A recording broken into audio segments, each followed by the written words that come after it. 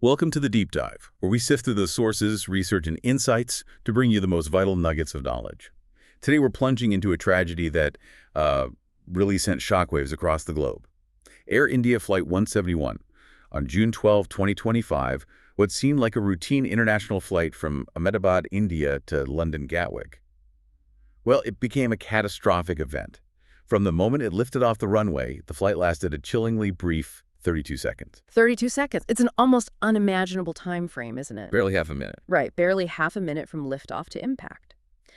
Our mission in this deep dive is to, unpack the critical findings from the preliminary investigations, understand the complex interplay of human factors and technology, and reveal the broader implications for aviation safety worldwide.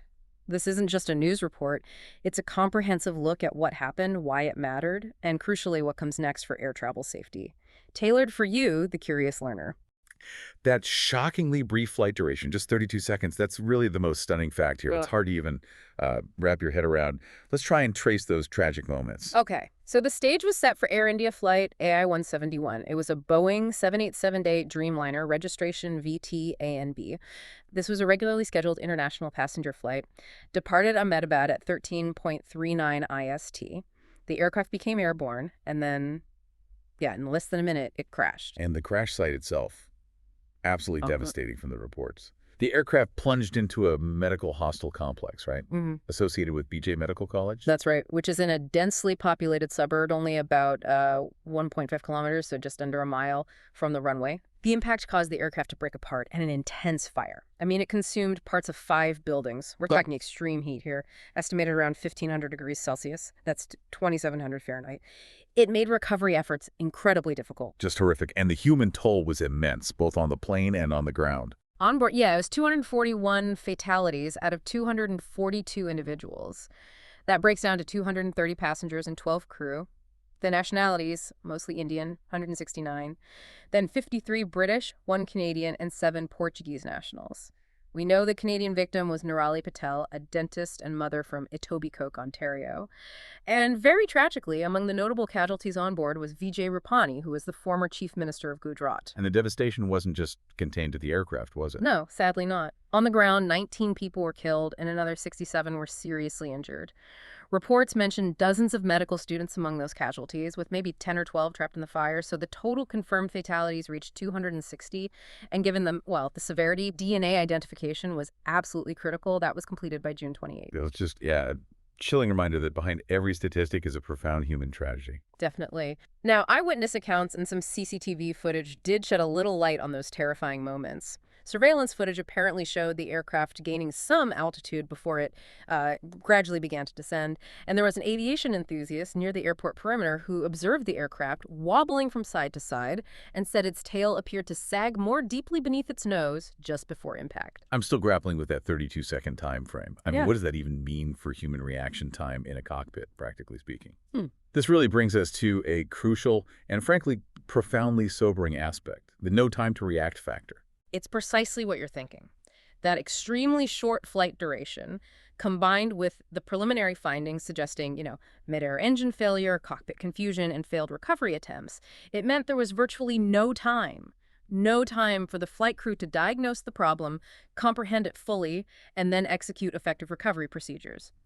This really underscores the critical need for exceptionally robust, redundant systems and immediate, really intuitive emergency procedures, especially for critical failures during takeoff. Right, takeoff being arguably the most demanding phase of flight. Exactly. So, given this almost unimaginable speed of the tragedy, what do the preliminary findings suggest about the investigation itself? Well, India's Aircraft Accident Investigation Bureau, the AAIB, they're leading the formal probe. And there's international involvement, too, experts from Boeing and participants from the U.S. and the U.K. Crucially, the flight data recorder, the FDR, and the cockpit voice recorder, the CVR, they were both recovered successfully and sent off for analysis. Good. And the preliminary report, which came out on July 8th, 2025, so about a month after the crash, it delivered a pretty chilling core finding. The crash was primarily caused by both engines losing thrust. Why? Fuel starvation. Both engines starved of fuel simultaneously. Apparently so. It happened because their fuel control switches inexplicably moved from the RN position to the cutoff position. And it's important to understand, moving those switches to cutoff Well, it results in an almost immediate shutdown of the engines. So even in that frantic, incredibly brief window, were there any attempts at recovery, either by the crew or the aircraft's own systems? Yes, it seems key systems like the ram air turbine, the RAT, which is that small emergency turbine, and the auxiliary power unit, the APU, both engaged and tried an automatic recovery. But tragically, only a partial engine relight was achieved before impact. So the central mystery, the paramount question for the ongoing investigation remains, why did those fuel control switches move? This mysterious aspect, as the reports put it, suggests some unknown or unexpected trigger. Hmm. And what about the aircraft itself? Was it considered airworthy, or were there any known issues beforehand? According to the records, the aircraft was deemed airworthy. Its certificate was valid until May 2026. It had routine maintenance, no dangerous goods on board. Interestingly, the throttle control module had been replaced twice in 2019 and 2023, but those replacements weren't linked to the fuel control switch itself. And apparently, no defects concerning that specific switch mechanism have been reported since 2023. Okay, this brings us to a really crucial and, frankly, perplexing part of the story. Yeah. The FAA advisory in Air India's safety record. There was a significant advisory back in 2018 from the U.S. Federal Aviation Administration, the FAA.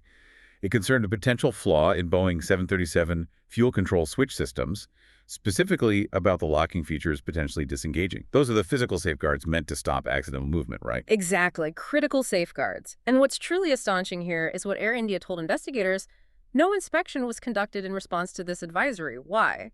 Because compliance was not mandatory. Not mandatory. Wow. Yeah. Now, weeks after the crash, Air India did voluntarily carry out precautionary inspections on the fuel control switch mechanisms across its Boeing 787 and 737 fleets, and they subsequently confirmed that no issues were found. But, okay, hang on. If we connect this to the broader picture, didn't Air India receive 9 show cause notices related to 5 distinct safety violations in just the 6 months before the accident? That's correct. And this is where it gets really concerning. You have this backdrop of recent safety violation notices, then the revelation about the unheeded, albeit non-mandatory advisory, and then the post-crash inspections finding no issues. It raises serious questions. It really does. Does it suggest a disconnect between, say, the airline's broader operational safety culture and individual aircraft checks? Or maybe a potential systemic issue within Air India's safety management if no potential risks weren't proactively addressed simply because they weren't mandated? It absolutely challenges how these non-mandatory advisories are issued, interpreted, and acted upon, not just by Air India, but potentially across the entire industry. Does a potential flaw need to contribute to a catastrophe before it's treated with the urgency it perhaps deserves? A deeply unsettling question. So the technical findings tell us what happened to the engines, the fuel cutoff. But what was happening inside the cockpit during those terrifying 32 seconds? The preliminary report mentioned cockpit confusion. This is where that CVR data becomes absolutely pivotal, isn't it? Absolutely critical. And to understand just how powerful CVR and FDR data can be, we can look at some past Air India incidents, unfortunately. Take Air India Express Flight 812 back in 2010. The CVR analysis revealed the captain had been asleep for a long period, and the first officer issued repeated go-around warnings, some even transmitted unknowingly on ATC frequency. The FDR showed an unstable approach, landing long. Right, and there was another one, Air India Flight 855 in 1978. Yes, another stark example. The CVR indicated the captain suffered spatial disorientation because of a malfunctioning instrument, the ADI. He misinterpreted the first officer's comments and tragically ignored a flight engineer's warning just seconds before impact. These examples are chilling, but they really highlight how indispensable these black boxes are for understanding the human element in accidents. Precisely. They show how CVR and FDR data are instrumental in uncovering human factors, communication breakdowns, decision-making errors, especially under immense pressure. For AI-171, that CVR analysis will be crucial. Understanding the crew's immediate reactions, their communication, or maybe lack thereof, their attempts to diagnose the problem, and any recovery efforts during that sudden catastrophic loss of thrust. Even for a very experienced pilot like Captain Sumit Sabharwal, who had over 15,000 flight hours. Including a lot on the 787 itself. Yes, 8,600 hours on the Boeing 787. So this could very well lead to recommendations for, say, enhanced simulator training, training specifically tailored for these rapid dual-engine failures at low altitude, plus improved emergency checklists and maybe even more emphasis on crew communication under extreme stress. While the sheer devastation of that momentary flight is almost impossible to comprehend, there was, astonishingly, one person who defied every single odd, emerged as a testament to both the fragility and, I guess, the unexpected resilience of human life. This brings us to the incredible story of the sole survivor, Vishwas Kumar Ramesh. An absolutely remarkable story. He's a 40-year-old British national of Indian origin, and crucially, he was seated in seat 11A, which was near an emergency exit. And how did he survive such a catastrophic impact and fire? Well, from his account, the specific section of the aircraft where he was seated actually detached from the main fuselage during the crash sequence. It came to rest on the ground floor of that medical hostel complex. He then managed to escape through an opening created when the emergency exit broke open on impact. There was even video footage showing him walking away from the crash site, seemingly independently, before being helped into an ambulance. Unbelievable. Yeah. It's unbelievable. What about his injuries? And why is his account so valuable beyond the human miracle? Doctors reported he was disoriented, understandably, but sustained only minor injuries, some burns to his left hand. Remarkably, he was discharged from the hospital after just 5 days. He has a wife and a young son back in Leicester, in the UK. Now, his survival is certainly not typical for this kind of high-impact, high-temperature crash, but his experience provides incredibly rare data for future research. We're talking about aircraft crashworthiness, emergency exit design, fuselage structural integrity under extreme stress, particularly in these low-altitude, high-speed impacts where, traditional brace-for-impact procedures might offer limited protection. It really highlights the importance of immediate post-crash escape routes. A sliver of, well, not hope exactly, but invaluable data from unimaginable tragedy. So looking forward, the comprehensive investigation into Air India Flight 171 is actively ongoing. The main goal is determining the definitive root causes and all the contributing factors. India's Union Civil Aviation Minister, Rammohan Naidu, has publicly committed to a thorough and transparent probe. Right. And there's still that tension we discussed earlier, isn't there, between those 9 prior safety violation notices for Air India and the airline's statement that no adverse reliability trends were found for VT A and B, the specific aircraft involved. This is a critical area for the full investigation. Was AI-171 just a terrible, isolated technical anomaly? Or was it perhaps a symptom of broader organizational safety deficiencies? And this incident marks a significant and rather grim first for the Dreamliner, doesn't it? Yes, it is the first time a Boeing 787 Dreamliner has experienced a dual engine loss attributed specifically to fuel control switches moving to cut off. Given the international nature of the investigation, with experts from Boeing, the U.S., and the U.K. involved, the findings from this inquiry will undoubtedly lead to new or revised safety advisories, maybe airworthiness directives and operational procedures, not just for the Boeing 787 fleet, but potentially impacting other aircraft types across the industry, too. Which brings us right back to that 2018 FAA advisory, the one that wasn't acted upon because it was deemed non-mandatory. What challenge does that specific situation pose for aviation safety regulators worldwide now? It poses a profound challenge, really. If you have a known potential flaw, even when initially deemed non-critical, and it later appears to be a factor, even potentially in a major accident, it absolutely necessitates a reevaluation of how such advisories are classified and, more importantly, enforced. It forces us to ask, are stricter requirements needed across the industry for these kinds of advisories? Do we need to rethink the definition of mandatory? So, based on these preliminary findings, what key recommendations are emerging for enhancing aviation safety?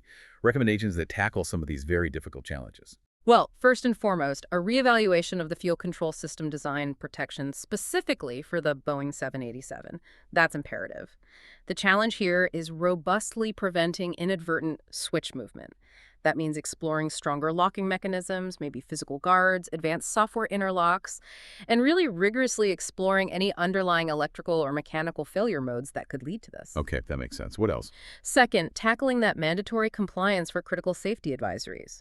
The challenge for regulatory bodies, FAA, AAIB, EASA, others, is to critically review those non-mandatory criteria. Maybe elevate compliance requirements for systems critical to flight safety. And airlines themselves should probably establish internal policies to proactively address all advisories, regardless of classification. So, moving beyond just doing the bare minimum required. Exactly. Third, Enhanced Cockpit Resource Management, CRM, and emergency training. This means updating training specifically for these rapid onset dual engine failure scenarios at low altitude, focusing on communication, workload management, decision making under extreme stress, learning directly from the cockpit confusion hinted at in this incident. The challenge is making simulator training truly realistic for these edge cases. Fourth, strengthening airline safety management systems, or SMS. Given Air India's prior violations, a comprehensive audit of their SMS seems warranted, assessing internal auditing, risk assessment, corrective actions, and fundamentally cultivating a robust safety culture.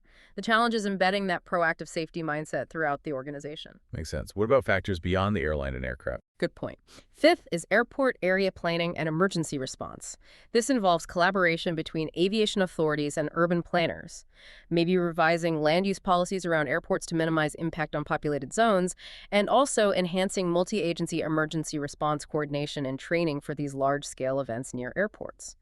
The challenge is balancing urban needs with safety buffers. And finally, and this underpins everything else, further meticulous investigation into the CVR and FDR data from AI-171.